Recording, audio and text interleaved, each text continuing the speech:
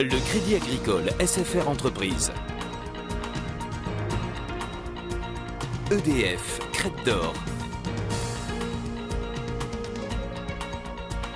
La SCPR et la Chambre de commerce et d'industrie de La Réunion vous proposent les nouveaux défis. L'ADIR et RFO Réunion, avec le concours de l'Europe, la région et le département, présentent les nouveaux défis.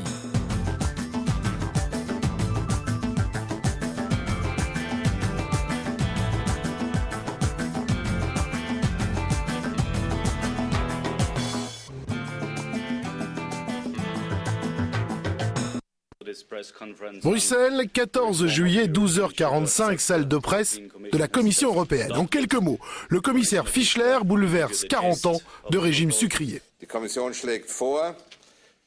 La Commission propose de réduire la production de sucre de 2,8 millions de tonnes sur 4 ans, avec une réduction du prix minimum, une réduction de prix du soutien individuel, une réduction des exportations. Concrètement, d'ici 2008, le prix garanti par l'Europe passera de 632 € à 421 € la tonne, soit une baisse de l'ordre de 33%. Dans le même temps, la production européenne sera réduite de 17,4 millions de tonnes à 14,6. Conséquence, l'industrie sucrière va probablement disparaître dans plusieurs pays producteurs de betteraves: Italie, Espagne, Irlande, Finlande. Quelle que soit la décision finale, quel que soit le calendrier, il y aura forcément baisse des prix. Alors cette baisse des prix va conduire certains pays de la communauté à abandonner leur production de sucre, ça il faut bien le savoir. Mais la Réunion, en tant que région ultra-périphérique, va obtenir très certainement de Bruxelles une sorte de décompensation. Si l'on devait appliquer strictement le nouveau règlement à la Réunion, la filière canne ne serait plus qu'un souvenir. Mais la Commission européenne a prévu une disposition particulière pour les régions ultra-périphériques, donc la Réunion. Le texte du commissaire Fischler spécifie que les RUP bénéficieront d'un traitement spécial. Nous, notre position, c'est une position aujourd'hui encore d'attente. On ne sait pas suffisamment de ce qui va se passer pour nous pour pouvoir donner un point de vue qui soit un point de vue qui tienne la route. Aujourd'hui, on a eu une proposition de M. Fischler qui est encore assez floue dans ce qui a été proposé pour arriver aujourd'hui à une conclusion de ce qui va nous attendre pour les années qui vont venir. Il faut que ça soit éclairci un peu plus en profondeur par rapport à ce qui a été écrit, parce que là, c'est vraiment le flou artistique. L'Europe envisage des aides pour compenser la perte de revenus des acteurs de la filière à hauteur de 60%. Dans les pays d'Europe, où existent des alternatives à la culture de la betterave, ça peut suffire. Mais ici, tout le problème est d'obtenir non pas 60, mais beaucoup plus. Il est clair qu'à La Réunion, notamment les planteurs de canne, ont besoin d'une compensation à hauteur de 100%. Donc comment va se faire ce passage de 60 à 100%? Ça va être les négociations qui vont démarrer vers septembre pour se terminer en février-mars 2005. Une chose est sûre, quoi qu'il arrive, le prix du sucre va baisser. Est-ce que ça signifie pour autant que le prix de la canne doit baisser?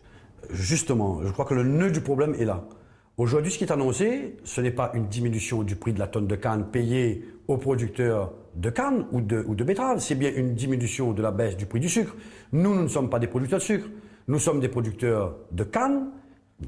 Bien évidemment, notre paiement se fait sur un prix de base, sur une teneur en sucre, mais nous ne sommes pas producteurs de sucre. Qu'on fasse de l'éthanol, de l'énergie, après qu'on ait vendu notre canne, là n'est pas le problème.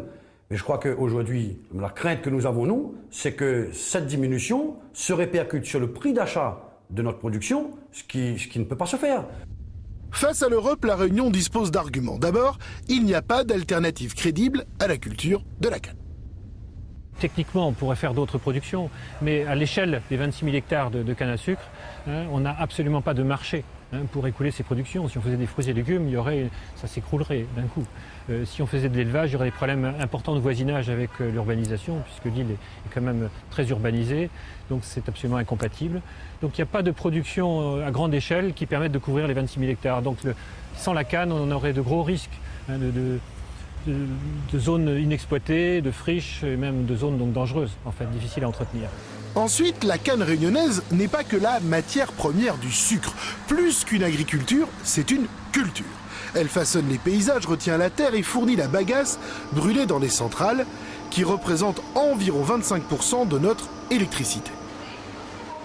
la canne à sucre sur le plan environnemental, parce que Bruxelles est très sensible aux aspects environnementaux, et je crois que toute la société d'ailleurs l'est aujourd'hui. Sur le plan environnemental, la canne à sucre maintient très bien les sols, elle couvre le territoire. En termes paysagers, c'est une production majeure qui est quand même très adaptée au paysage de l'île. Donc il y a tout un équilibre de la filière agricole et même la filière industrielle derrière à La Réunion qui est prise en compte par Bruxelles. Et c'est pour ça qu'elle accepte l'exception pour La Réunion.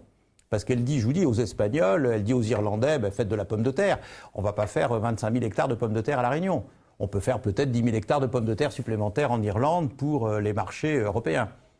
Donc je crois que Bruxelles n'a pas un regard qui est un regard uniquement social, assistance.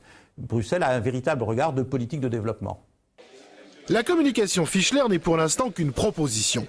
Elle doit obtenir l'aval des 25 pays membres. Rien n'est joué. La négociation commence. Vous êtes optimiste ou pessimiste? Optimiste, résolument optimiste. Mais je crois que on peut être optimiste tout en étant prudent. Et je crois que la prudence est de mise aujourd'hui. Tant que la situation ne sera pas éclaircie à travers les propos qui sont toujours, je répète, sont flous au niveau de ce qui a été présenté par M. Fischler, nous, on a absolument besoin de savoir ce qu'il y a derrière le traité différemment. Je ne crois pas qu'il faut être trop inquiet non plus, parce que je crois que c'est une production essentielle, la canne à sucre à La Réunion. Je crois que tout le monde en est convaincu, il n'y a pas d'alternative importante. Et nos partenaires, que ce soit au niveau européen ou au niveau national, en sont totalement convaincus. Si on met tous nos efforts en commun, il n'y a aucune raison que la filière canne-sucre disparaisse de La Réunion. Et comme l'a dit M. Vergès à la dernière réunion de vendredi du Conseil régional, la reconversion n'est pas à l'ordre du jour, c'est le développement qui est à l'ordre du jour. Moralité, aide-toi, Bruxelles t'aidera.